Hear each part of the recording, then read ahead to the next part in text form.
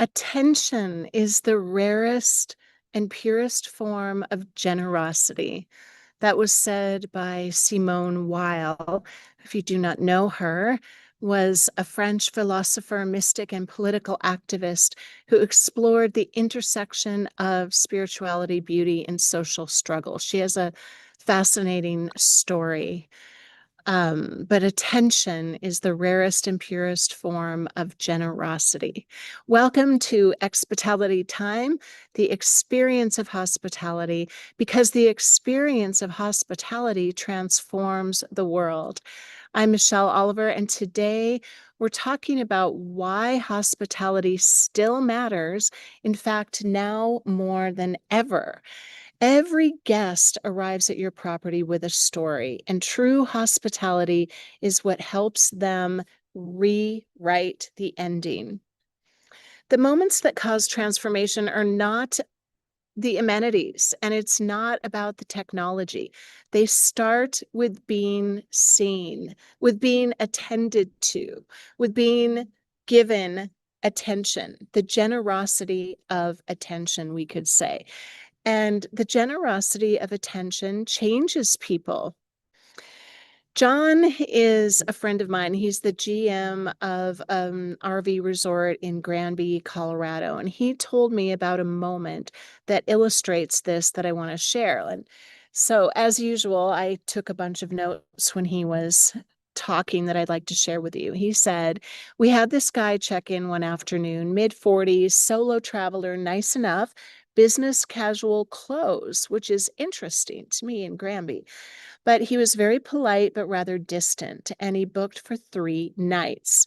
Most properties, I think, would have handed him the keys, pointed to his state, and then just moved on. But John said he noticed something. He kept looking at his phone and then putting it away, looking again, putting it away, and his jaw was kind of tight and he just looked tense. And John told me that when he asked if he needed anything, he said, I'm fine. In that way, that means they're not fine. You can just sense it, right? And he could have just let that go. He had a dozen other things to attend to, but he stopped and actually paid attention. He asked just casually, has it been a rough day? And the guests laughed, that kind of laugh when it's not funny, but they're just tense. It's like a release of stress. And he said, it's been a rough year. And instead of prying, John just said, well, you've picked a really good place to land for a few days.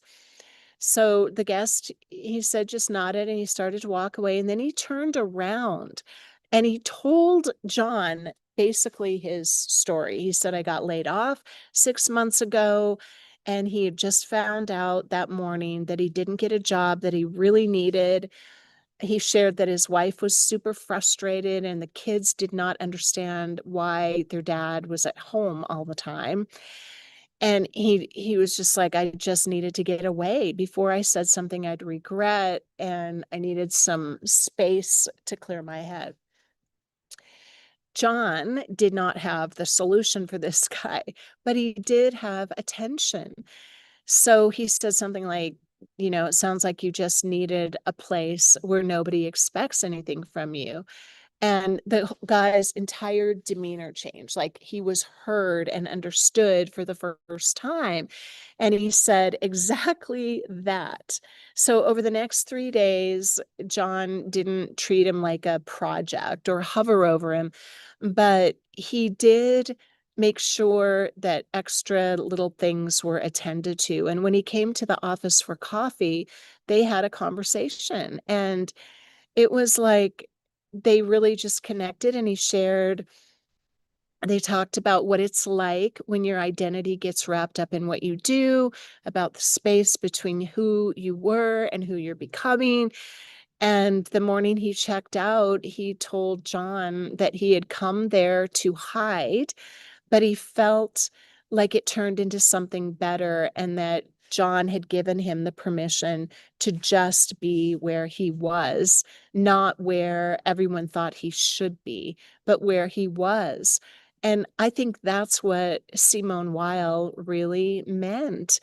That generosity of attention just allows you to process things. It allows you to be present. And that is what allows you to move through things and stop resisting things. So attention doesn't fix someone's problem, but you're seeing their humanity in the middle of their problem.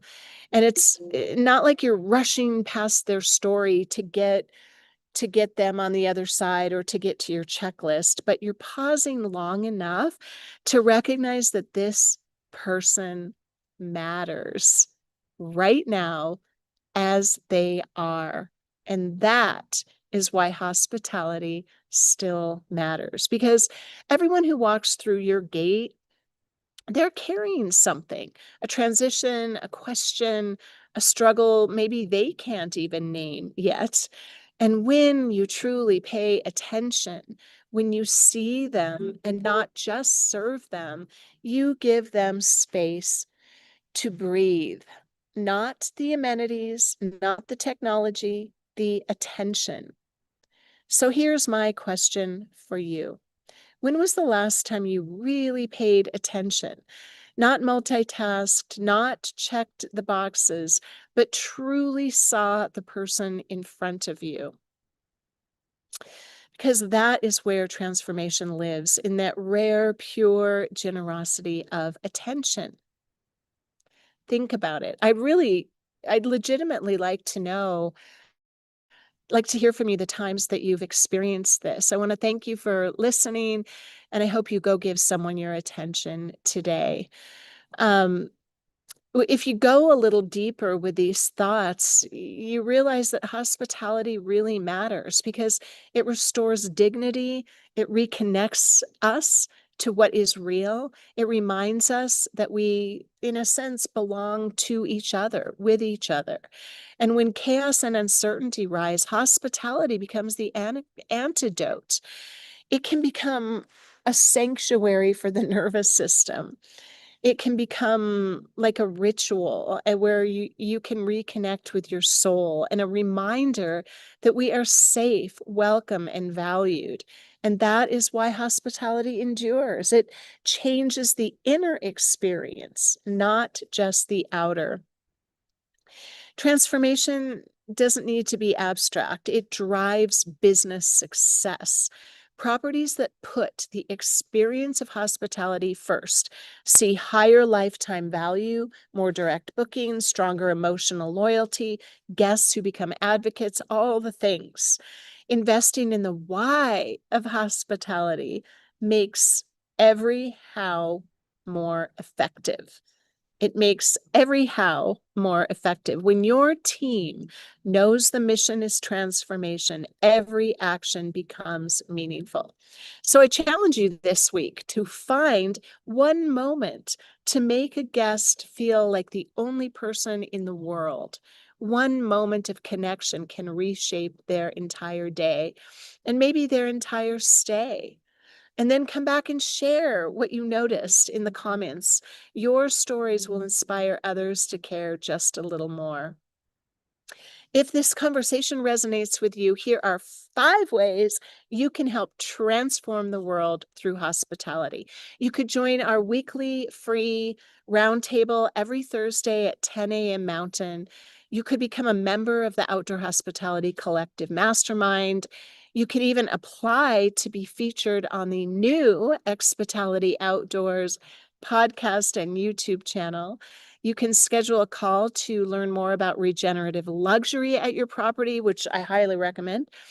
And you can share the Happy Secrets newsletter with your frontline hospitality teams, because people are not inspired by what they know is accurate. They are inspired by what they believe is possible for them, and hospitality helps them believe. So together we'll keep transforming the world one experience at a time. Get outside this weekend. It's beautiful here in Colorado. I'm about to head off to a Friday afternoon hike, and I hope you're doing the same.